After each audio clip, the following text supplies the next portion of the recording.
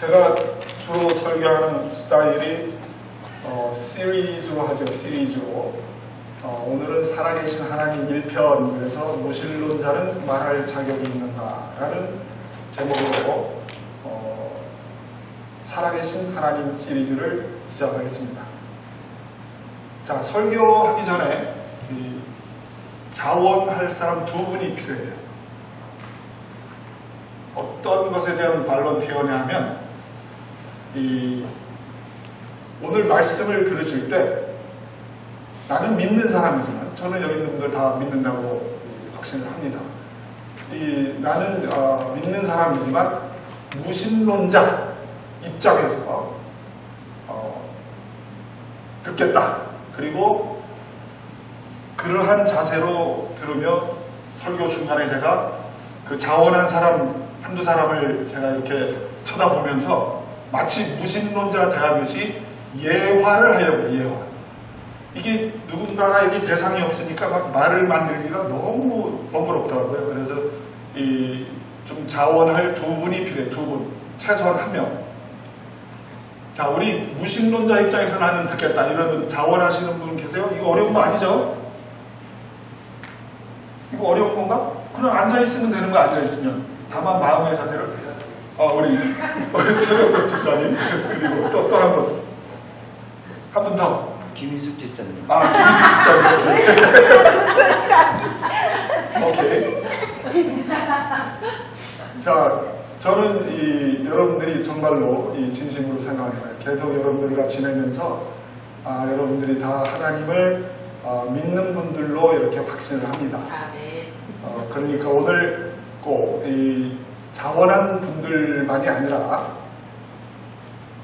나머지 분들도 무신론자 입장에서 한번 들으시면 은혜가 2배로 있을 것으로 저는 확신합니다.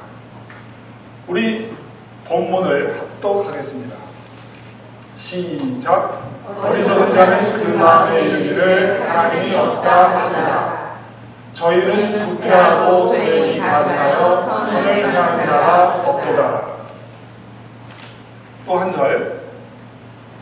이것은 제가 낭독하겠습니다. 창세로부터 그의 보이지 않는 것들, 그러니까 하나님이 안 보이신다는 얘기를 하고 있는 겁니다.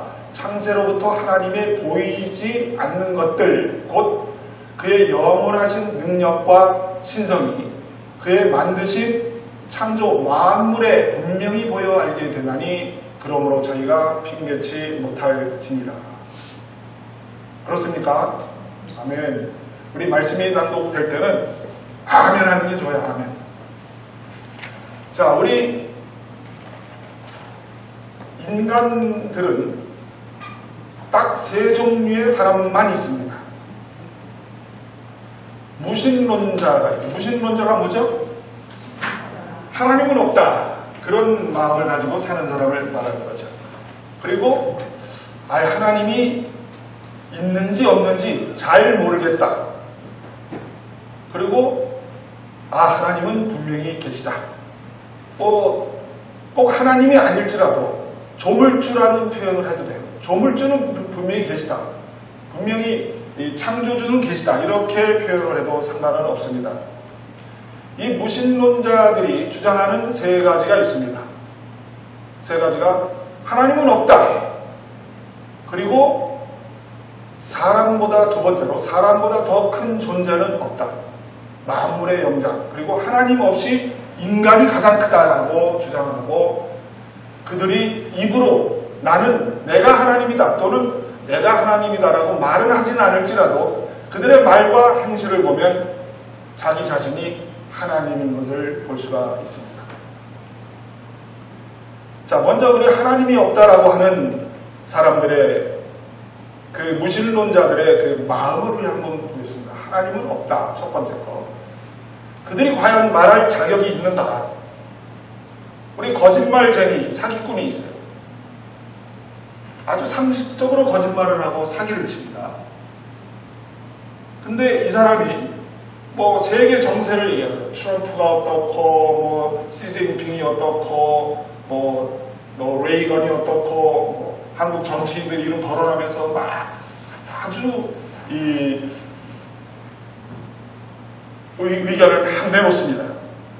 그러한 그 마음의 사기꾼, 거짓말쟁이, 이러한 사람의 말을 귀담아 들을 사람이 있을까요?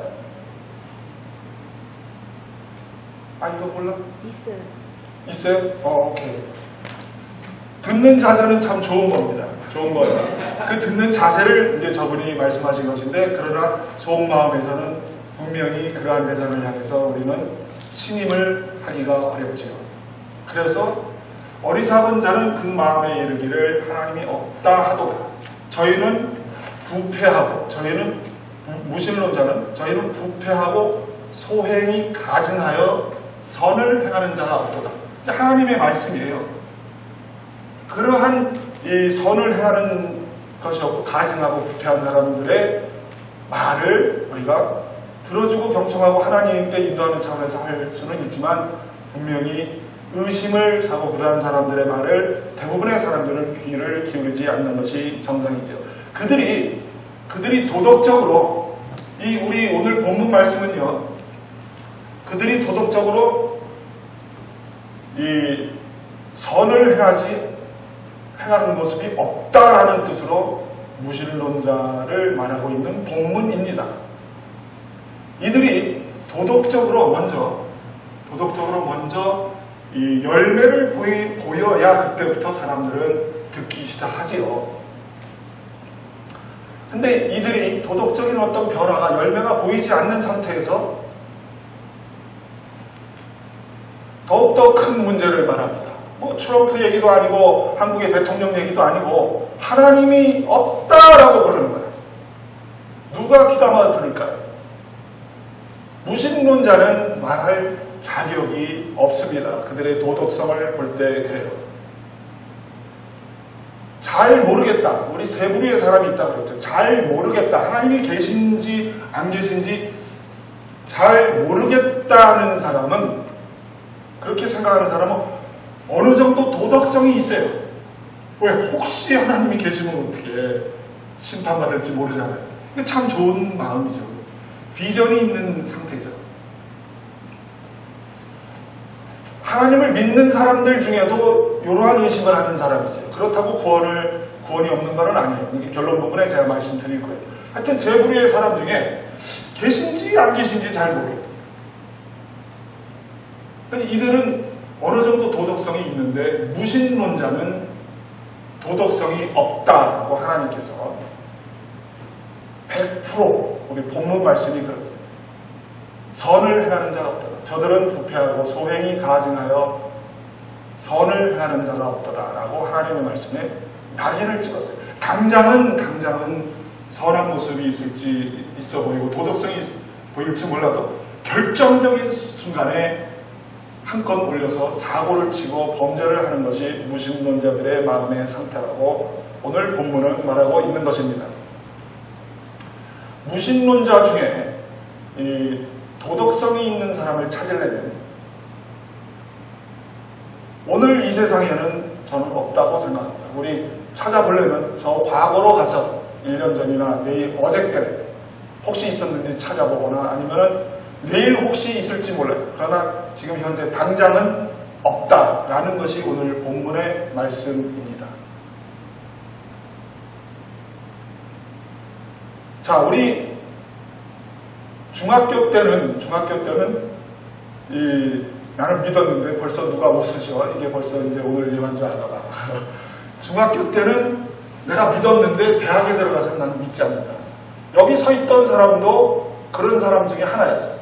어머니의 손을 잡고 5살 때부터 정말 교회를 가서, 제가 지금 59세인데 거의 55년을 이 교회 근처에 있다가 이 나이 한 30살, 29살 때 하나님을 만나는 체험을 했습니다. 그 하나님을 만나는 체험을 할 때까지 무신론자처럼 살았어요. 그러면서 중간중간에 하나님이 계신지 안 계신지 잘 모르겠다 이러면서 헷갈리면서 살았어요. 근데 제가 지금 그 상태를 보니까, 그 헷갈렸던 잘 모르겠다 그 상태는 지금 제가 보니까 구원이 있었던 걸로 저는 생각을 합니다. 근데 하여튼 제가 중학교 때는 하나님을 이렇게 믿었는데 이 대학에 들어가서는 나는 믿지 않는다라고 그렇게 말은 안 했지만 행동은 그렇게 하면서 다녔어요. 자, 오늘 이 자원한 분 중에 이 무신론자 입장에서 이 예화에 도와주시겠다고 하신 분, 자, 무신론자에게 제가 대응해서 제가 질문을 합니다. 중학교 때까지는 잘 믿으셨잖아요, 우리 무신론자 당신 말이야, 그죠? 잘 믿었는데 대학 들어가서는 믿지 않을 때 과연 이 당신의 그 도덕성이 더 나아지던가요, 아니면 더 악해지던가요? 또 대답 안 하셔도 돼요. 또 그러면 우리 무신론자가 되었을 때, 대학가에 들어가서 무신론자가 되었을 때, 그 친구 무신론자들이 나를 인도할 때, 이 정말 도덕적으로 더 나아지게, 좋아지게 인도하던가요? 아니면 더 타락하게 인도하던가요?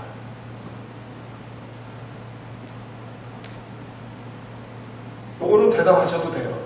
근데 대부분의 무신론자들이 이렇게 질문을 하면, 중학교 때는 하나님 믿었던 사람들에게 질문을 하면 입을 봉하고 대답을 못합니다. 왜 그렇죠? 왜 대답을 못할까요? 더 도덕성이 악해지고 타락하는 상태로 가기 때문에 대답을 못하는 거죠. 그렇습니까?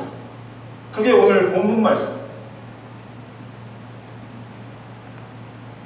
이 표현을 한 저도 여기에 포함됐었고, 혹시 우리 중에 중학교 때는 믿었는데 대학에 들어가 믿지 않는다라고 경험을 했던 분이 저는 적지 않게 있을 거라고 생각합니다. 그런 분들의 그 심리는 무엇이냐면, 하나님을 대학 들어가서는 안 믿는 것이 아니라, 무신론자가 된 것이 아니라 하나님이 없기를 바란다라는 것이 더 가까운 표현이라고 생각을 합니다. 그렇습니까? 오케이. 자, 우리 또 중간에 앉아 계신 우리 김아무개 씨 무신론자가 앉아 계신데, 당신이 어저께 나랑 대화하다가 사람보다 더 큰 존재는 없다 하면서 내가 하나님이다라고 하셨어요. 자, 얼마나 내가 당신이 큰 분인지 지금 입증을 해 보여드리겠습니다. 우리 내가 가장 크다라고 말씀하신 분께서 그렇게 큰 분이 지금 여기에 한 10여 명이 앉아있고, 이 알바니에 그렇게 큰 분이 10만 명이 있고, 뉴욕시리에 900만 명, 전 미국에 그 큰 인간이 3억 5천만 명이 있습니다. 전 세계에는 70억이 있어요. 자, 큰 분들 한 100만 명만 제가 모아놓고, 이번에 또 루지애나에 허리케인이 또 왔죠. 그 허리케인을 한번 막아보시길 바랍니다. 크신 분들 100만 명이 모여서 2011년도에 있었던 후쿠시마 원전 사고를 일으켰던 쓰나미를 한번 막아보시길 바랍니다. 아니면 홍수가 날 때 크신 여러분들, 크신 무신론자들 모여서 10,000명이 모여서 흙을 가져다 쌓아놓고 그 홍수를 한번 막아보시길 바랍니다. 얼마나 인간이 큰가요? 자연의 섭리 앞에서, 섭리를 주관하시고 허락하시는 하나님 앞에서 인간은 작다라는 것을 고백하지 않을 수가 없습니다. 그리고 내가 하나님이다라고 무신론자인 우리 가운데 앉아 계신 분이, 무신론자인 그분이 내가 하나님이다 그러셨죠? 뭐 그렇게 말을 안 하셨어도 우리 되게 말을 들어보거나 행동을 보면 하나님 없이 자신이 하나님으로 살아가는 모습을 저는 봅니다. 그렇습니다. 무신론자 당신은 시간과 공간을 초월하니까 하나님이 왔습니다. 왜 시간과 공간을 초월할까요? 이 알바니에 하나님이 있는지 없는지 찾아보고 없으니까 하나님이 없다라고 무신론자가 되신 거죠.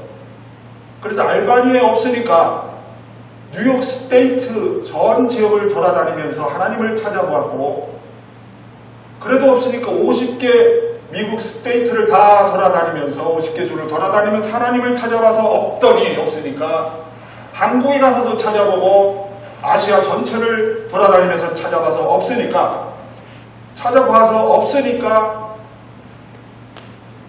무슨 론자가 된 거 맞지요? 그래, 아시아에 없으니까 아프리카 찾아보고 오세아니아주에 가서 찾아보고 유럽에 가서 찾아보고, 그래도 찾아보았더니 없으니까 적도에 가서도 찾아보고 남극에 가서도 찾아보고 북극에 가서도 찾아보고 없으니까 무신론자가 된 거죠. 그럼 온 지구를 다 돌아다녀서 없으니까 달에도 가봤고 태양계에도 가보고 은하계도 가보고 온 우주를 다 돌아다녀봐서 없으니까 무신론자가 된 거 그렇습니까? 다 돌아다녀 보고 찾아보고 없다고 하는 거 맞지요?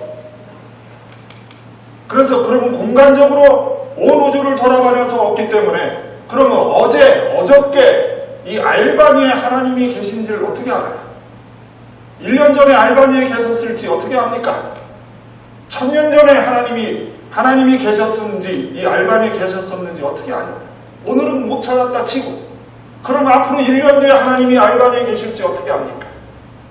10년 뒤에 1000년 뒤에 하나님이 계실지 어떻게 압니까? 그러니까 무신론자들은 시간을 초월해서 공간을 초월해서 하나님을 찾아보고 없다고 하니까 시간과 공간을 초월해서 다 찾아본 사람이기 때문에 시간과 공간을 초월한 분은 하나님뿐인데, 그러니까 당신은 시간과 공간을 초월해서 찾아봤기 때문에 당신이 하나님이십니다.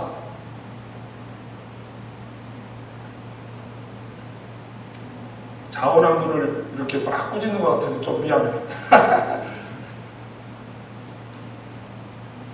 자, 무신론자들이 시간과 공간을 초월해서 오늘 이 시간 그 무신론자는 알바니에도 있을 수 있고 서울에도 있을 수 있고 어제나 오늘이나 내일이나 어느 장소에나 어느 시간에나 있을 수 있으니까 하나님 맞죠. 그러니까 무신론자 된 거 아닙니까? 충분히 알아보지도 않고 감히 하나님이 없다. 엄청난 죄악을 범하고 있는 것입니다. 우리 우주의 창조에 대해서 어떻게 생각하시는지. 세 번째 것이 있나요? 여러분들 한번 거기 첫 번째, 우주는 우연히 생겨났다. 둘째, 우주는 하나님이 창조한 것이다. 누가 세 번째 것 있으면 저한테 말씀해 주시기를 바랍니다. 지금 말씀해 주세요. 세 번째 것이 있나요? 없죠? 그렇죠? 누가 대답을 잘 하시네. 그러면 첫 번째, 저는 첫 번째 것을 주장하는 것도 아니고 두 번째 것을 주장하는 것도 아니에요. 여러분들이 판사가 되셔가지고 한번 판단을 내려보시길 바랍니다. 저의 설명을 듣고 정말 하나님이 우주를 창조하신 건지 아니면 우연히 생겨난 것인지 여러분들이 한번 진단하는 판단을 판사 입장에서 해보시기를 권합니다. 두 가지 이론 중에 우주는 우연히 생겨났다와 하나님이 두 번째, 하나님이 창조하셨다. 두 가지 이론이 있습니다. 그럼 우연의 특징에 대해서 제가 말씀을 드리겠습니다. 우연한 것의 특징.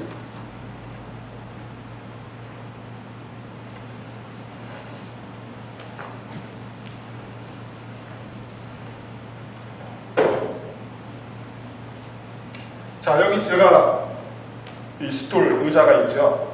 제가 위에서 이렇게 똑바로 이렇게 내려놓겠습니다. 이게 여기가 안 깨지겠죠. 자, 이걸 제가 똑바로 내려놓습니다. 바로 설지요, 그죠? 근데 이게 항상 제가 위에서 이렇게 내려놓으면 이게 바로 설까요? 제가 이게 시끄러워서 두 번째 안 던질 거예요. 어떤 때는 이것이 이렇게 넘어질 겁니다. 어떤 때는 바로 설 거예요. 요것을 우연이라고 합니다. 우연한 것은요, 법칙이 없습니다. 우연한 것은 규칙이 없습니다. 우연한 것은 산만하고 제멋대로이고 조직적이지가 못해요. 그리고 적극적이지가 않고 목적이 없습니다. 우연한 게 그래요. 우연한 게. 근데 하나님이 창조한 우주는 우연하지 않고 조직적이고 규칙이 있습니다. 조직적이고 규칙이 있는 것은 분명히 창조주가 있다는 증거입니다. 그 무신론자 그분, 그 과학자이신데 참 천체 과학을 연구하시면서 많은 공로를 세우는 줄 압니다. 근데 우주가 우연히 생겨났다고 하면 당신 인정을 하십니까? 무신론자 과학자들에게 한번 가서 하나님 얘기하지 말고 우주는 우연히 생겨났다고 말해보시오. 그러면은 어떤 과학자는 발끈하면서 이게 우연히 생기다니, 이런 조직적이고 규칙이 있고 법칙이 있고 우주에 이런 법칙을 놓고 우연이라니 하면서 발끈하는 이 과학자들이 다는 아니지만 그런 사람들이 있어요. 근데 하여튼 그들이 하나님을 모르니까 반 몇 %만 그렇게 발끈하지만 하나님을 아는 사람은 첫 번째, 우주는 우연히 생겨났다와 그 다음에 우연한 것이 아니면 그 다음에는 이유 불문하고 창조된 거죠. 아까 대답했잖아요. 세 번째 거 없다고 했잖아요. 그죠? 세 번째 게 없으면 우주 안에 조직이 있고 우주 전체에 규칙이 있고 법칙이 있으면 우연한 게 아니잖아요. 법칙이 있다는 건 우연한 게 아니죠. 그러면 창조한 거죠. 자, 예를 들어볼까요? 우주 안에 있는 인간을 보겠습니다. 하나님이 인간을 창조하셨죠. 인간은 10개월이면 아이로 태어나서, 임신된 다음에 아이로 태어나서 살다가 죽습니다. 한 사람만 죽는 게 아니고 두 번째 사람도 죽고 세 번째 사람도 죽고 반드시 규칙과 법칙에 따라서 인간은 반드시 죽습니다. 그럼 인간이 우연히 생겨난 건가요? 인간은 우연히 생겨난 것이 아니지요. 조물주가 창조한 증거입니다. 우연이 아니면 창조한 거 말고는 세 번째 거 없다고 분명히 대답하셨잖아요. 그러니까 인간이 창조됐다는 증거로 인간은 태어나서 다 죽어요. 법칙이죠. 규칙이죠. 제멋대로가 아니죠. 산만하지가 않습니다. 목적이 있고 적극적이고 규율이 있고 원칙이 있습니다.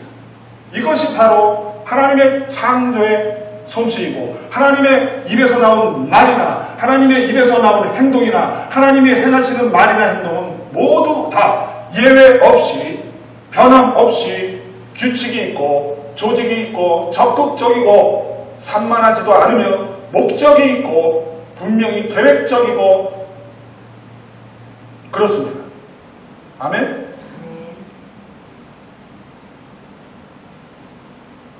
우리 우리 달이 지구를 돈다고 하죠. 또 태양계를 통해서 1년 365일, 달을 통해서 우리 음력, 달력, 태양을 통해서 양력, 달력, 1년 뒤에 달력을 만들 수 있어요. 왜 그럴까요? 규칙이 있고 법칙이 있고 산만하지가 않기 때문에 그래요. 쉬운 말로 우연히 있는 것이 아니라 하나님이 창조한 질서 안에 있는 창조의 솜씨이기 때문에 법칙이 있고 규칙이 있고 그래서 1년 뒤에 달력을 만들 수 있고 1년 뒤만 만들 수 있는 것이 아니라 10년, 100년, 1000년 뒤의 달력도 만들 수가 있죠. 얼마나 조직적이고 법칙이 흔들림이 없이 이어지는지 분명히 조물주 하나님 창조주가 얼마나 대단하신지 조직적이신 그분이 얼마나 엄청나신 분인지 그분이 행하신 말과 행실을 통해서 우리는 그 무엇을 1000년 뒤의 것도 만들어낼 수 있다 이겁니다. 우리 작은 나무 조각을 하나 볼까요? 현미경으로 들여다보십시오. 얼마나 조직적이고 그것이 산만하지도 않으며 그렇죠. 벌이 날아다니는 꽃들도 한번 보십시오. 꽃을 보면은 벌은 꿀을 얻으러 다니지만 그 벌에 의해서, 나비에 의해서 꽃이 번성하고 자라나며 이 꽃에서 저 꽃으로 그러면서 자연이 자라나고 있어요. 그것만 그렇습니까? 바다를 보십시오. 바다. 천체 바다. 바다는 어부들이 1년에 봄이면 겨울이면 여름이면 어떠한 물고기가 여기를 지나간다 하면서 그 통계를 가지고 그 조직적이고 물의 흐름, 난류, 한류 이런 것들을 통해서 물고기가, 오징어가 또는 고등어가 정확하게 언제 어느 때 온다 이런 거를 계산을 하면서 어부들이 어부의 생활을 해요. 얼마나 조직적인가요? 바다의 생물이나 천체 우주나 얼마나 조직적인가요? 이것이 우연입니까? 우연이 아니면 이것은 분명히 하나님이 창조한 것이 틀림이 없습니다. 누가 아직도 우리 무신론자 두 분, 이것이 아직도 세 번째 이론이 있으면 오늘 설교 끝나고 제가 면담해 드리겠습니다.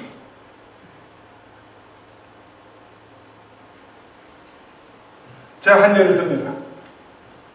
두 홈리스가 있어요. 이 한국말로 뭐라 그러죠? 노숙자가 있습니다. 노숙자가 잘 곳이 없잖아요. 집이 없으니까. 근데 어느 판자촌에 철거가 되고 있는 판자촌에 지나가다가 오늘 여기 우리 하루 묵자 그러면서 두 노숙자가 A, B 노숙자가 그러면서 이 철거가 되고 있는 판자촌에 이렇게 두루두루 다니면서 괜찮아 보이는 집을 들어갑니다.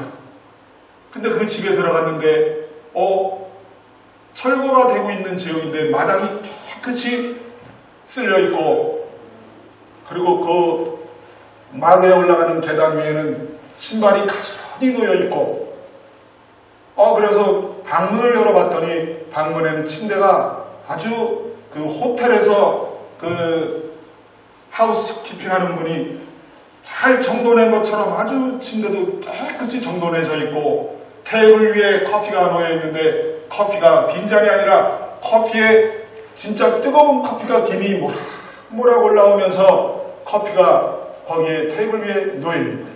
그러니까 노숙자 중에 한 명이 여보게 우리 여기서 빨리 나가야 돼. 주인이 보이지 않지만 분명히 여기는 주인이 지금 여기 이 집을 다스리고 있고 이 집은 분명히 주인이 있는 것이 틀림없어. 우리 여기다가는 도둑놈으로 몰릴 테니까 얼른 나가자. 보이지 않지만 그 질서를 보면서 그 규칙을 보고 정돈을 보면서 그 산만하지 않은 모습을 보면서 보이지 않는 주인이 있는 것을 알 수가 있죠. 온 우주 만물의 질서, 태양계의 질서, 은하계의 질서, 바다의 질서, 사람이 태어나고 죽는 질서, 그 어떠한 것 하나도 하나님이 창조한 이 우주 만물의 창조의 세계 안에는 질서가 없는 것이 없습니다. 하나님이 창조하신 증거죠.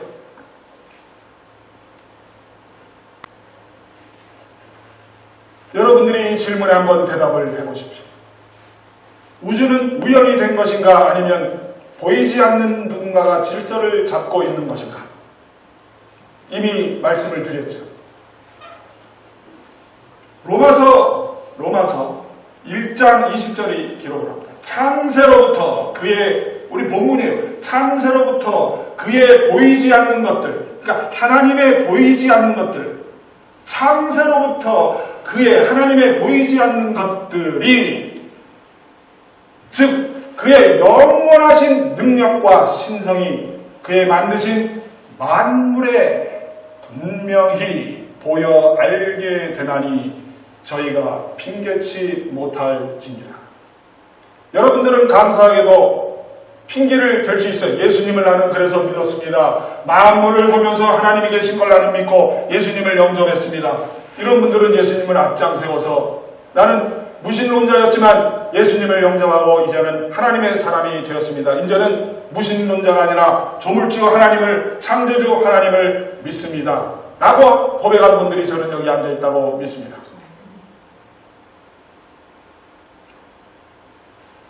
요한복음 1장 3절이 기록을 합니다.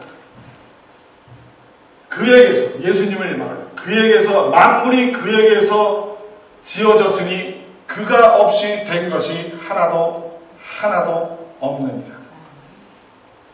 골로새서 1장 16절, 만물이 그에게서 창조되었을 때, 골로새서 1장 16절은요, 나라의 왕들, 통치자들, 주권자, 통치자, 권세자들도 창조했다라고 하나님의 말씀이 기록을 해요. 골로새서 1장 16절. 만물이 그에게서 창조되었으니 하늘과 땅에 보이는 것들과 보이지 않는 것들과 왕들과 주권자들과 통치자들과 권세자들이 그로 말미암고 그를 위하여 창조되었느니라. 왕들도 통치자들도 하나님이 창조했다라고 말을 합니다. 이것이 무엇을 의미하는가요?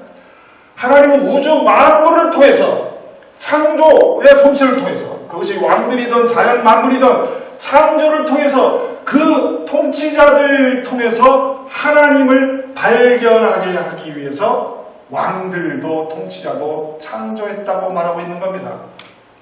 예를 들면 베드로전서 2장에 보면은요, 인간에 세운 모든 제도를 주를 위하여 순복하되 왕 위에 앉은 왕이나 악행하는 자를 징벌하고 선행하는 자를 포상하기 위하여 하나님의 보낸 통치자들에게 그리하라. 인간의 세운 제도 속에서 제도에 순복하면은 어떤 사람은 잘못했기 때문에 벌을 받고 어떤 사람은 잘했기 때문에 포상을 받아요. 근데 그 포상을 주고 벌을 주는 대상들이 통치자죠. 근데 그 통치자들이 상을 줄 때는 어떤 생각?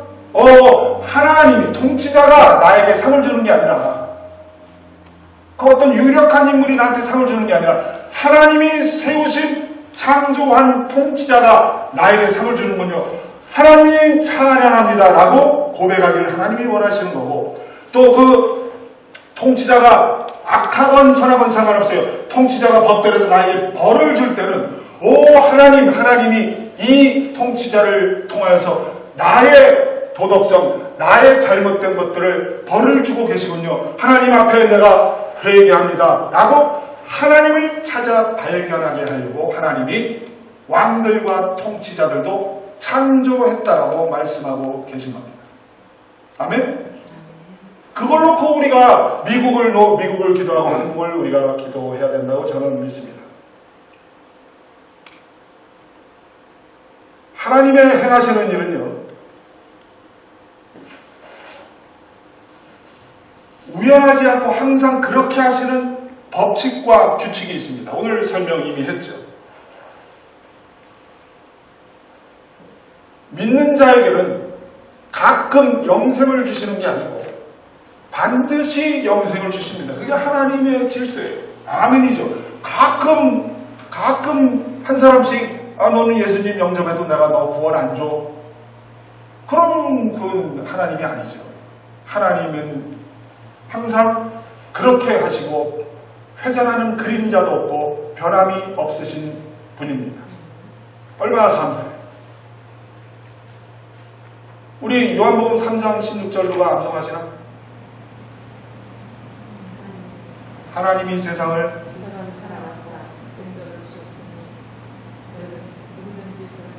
이는 저를 믿는 자마다 멸망하지 않고 영생을 얻게 하려 하십니다. 암송대회를 하나 더 해야 되겠어.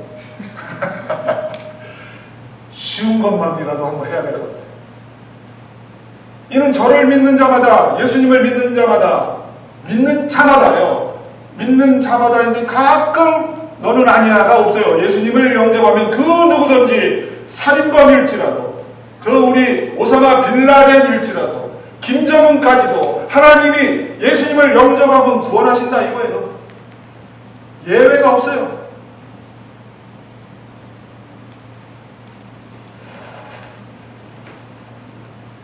근데 믿지 않는 자에게는 반드시 심판이 있어요. 요한복음 3장 18절을 또 누가 암송하시나? 그 같은 논리. 믿는 자는 심판을 받지 아니하는 것이요 믿지 아니하는 자는 하나님의 독생자의 이름을 믿지 아니하였으므로 벌써 심판을 받았느니라.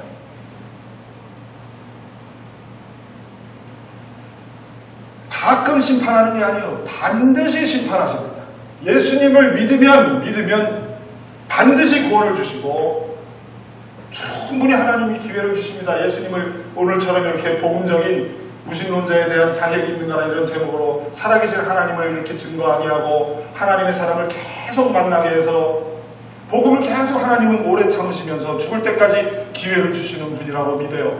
그래서 죽기 전에 예수님을 믿으면 영생을 얻어요. 내가 부활이니 나를 믿는 자는 죽어도 살겠고 무릇 살아있을 때 믿어야 돼요. 무릇 살아서 나를 믿는 자는 영원히 죽지 아니하리라. 이것을 너희가 믿느냐?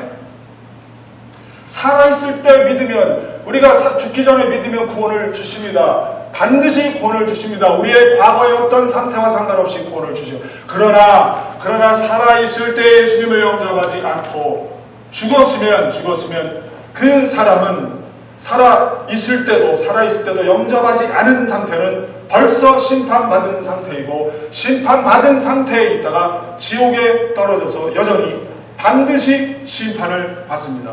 하나님은 우주를 창조하신 것처럼 천지만물을 창조하신 것처럼 항상 법칙이 있고 규칙이 있고 조직적이시고 제멋대로가 아니고 항상 그대로 하시는 분이십니다. 그게 하나님의 창조의 솜씨이고 하나님의 성품이에요. 하나님은 가끔 우연하게 영광을 받으시지 않고 항상 영광을 받으십니다. 우리 여기서 배웠죠? 우리 하나님의 목적이 뭐예요? 구원이 목적이다? 맞아요? 틀려요? 틀렸어요. 구원을 통한 하나님의 영광입니다. 영광이 목적이에요. 영광. 구원이 목적이면 우리 하나님은 실패자입니다. 이 세상에 하나님을 안 믿는 사람이 더 많아요. 그리고 저는 개인적으로 여러분들이 저를 따라올 필요는 없어요. 저는 개인적으로 교회들을 밟고 있는 사람들 중에 무시 못할 과반수의 숫자가 지옥에 떨어질 거라고 생각하고 있는 사람이에요. 저를 따라올 필요는 없어요. 저의 신앙입니다. 왜? 말씀에 내가 재림에서 올 때 너희에게서 믿음을 보겠느냐? 예수님이 하신 말씀에 예수님 믿음을 보지 못하겠다는 얘기예요. 근데 그게 다 믿는다고 하는 자들에게 예수님이 하신 말씀이거든요. 그리고 좁은 문으로 들어가라. 멸망하는 문은 크고 넓고 그리로 들어가는 자가 많고 좁은 문은 생명으로 인도하는 문인데 그 문은 좁고 협착하여 그리로 들어가는 자가 적습니다. 얼마나 감사한지요? 여러분들이 예수님을 영접하고 좁은 문을 뚫고 이렇게 들어있는 게 얼마나 이게 감사한 겁니까? 감사 안 해요? 아멘이지요. 얼마나 감사해요. 하나님이 구원이 목적이면요. 구원 못 받은 자를 하나님은 실패한 겁니다. 근데 구원이 목적이 아니에요. 구원을 통한 하나님께 영광입니다. 그래서 이사야 43장 7절이 기록을 합니다. 나의 영광을 위해서 인간을 창조했나라. 에베소서 1장도 1장 문맥 전체가 나의 영광을 위해서라고 기록을 합니다. 그러면 어떻게 하나님이 그러면은 예수님을 안 믿고 심판받은 자 여기에 있던 지옥에 떨어졌던 그들로부터 어떻게 영광을 받아요? 야고보서 2장이 기록을 합니다. 하나님을 귀신들도 믿고 떠납니다. 귀신들도 믿고 떠나요. 귀신들이 지금 믿습니다. 하나님. 당신이 하나님이십니다. 예수님을 영접하지 않고 이 땅에서 심판받고 있다가 진짜 심판의 장소인 지옥에 떨어진 인간들이 죽지 않고 그 지옥은 어떻게 묘사를 하고 있냐면 후라이팬에 소금을 뜨겁게 데피면 소금이 타다닥 튑니다. 우리 요리사들 아시죠? 타다닥 튀듯이 인간이 그렇게 튀고 이 성경이 나온 얘기예요. 살점이 뚝뚝뚝뚝 떨어지는데 다시 살점이 붙어. 그게 지옥입니다. 그들이 그러면서 어떻게 할까요? 주여 나 좀 살려줘. 나에게 물 한 모금만 주소서. 물 한 모금만 주소서. 그 대표적인 인물이 누구예요? 누가복음 16장에 나오는 부자와 나사로. 나사로라는 이름이 나오는 것은 실화입니다. 성경의 비유를 볼 때 우리 어떤 건 비유고 어떤 건 실화예요. 이름이 나오는 것은 실화. 근데 부자가 이 땅에서 떵떵거리고 예수님을 안 믿었고 가난한 나사로는 예수님을 믿고 천국에 낙원에 들어갔어요. 들어갔는데 부자가 밑에서 하늘을 쳐다보면서 나사로도 쳐다보이고 하나님도 보이고 주여 나에게 물 한 모금만 얼마나 괴로워. 그러면서 뭐라고 해요 지금? 주여 지옥에서 주여 당신이 주님이셨군요. 아이고 뜨거워. 영광을 돌리고 있죠. 믿는 자는 살아서 이 땅에서 영광, 죽어서 천국 가서 하나님과 함께하며 영광. 믿지 않으면 벌써 심판을 받은 이 땅에서는 잘 모르는지 몰라도 무신론자로 있다가 지옥에 떨어져서 주여 나 좀 살려줘. 이게 얼마나 슬픈 일이에요. 여러분도 우리 주변을 돌아보세요. 혹시 내 가족 중에 내 친지 중에 내가 대신 심판받을 것처럼 그들을 위해서 기도하고 그들을 위해서 건져내야지요. 저는 저를 만나는 분들 한 분도 빠뜨리지 않고 천국으로 꼬린시키는 게 저의 목표입니다.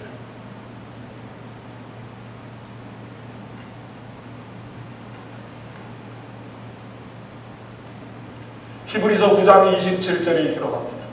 한번 죽는 것은 사람에게 정한 것이고 죽은 다음에는 심판이 있으리라.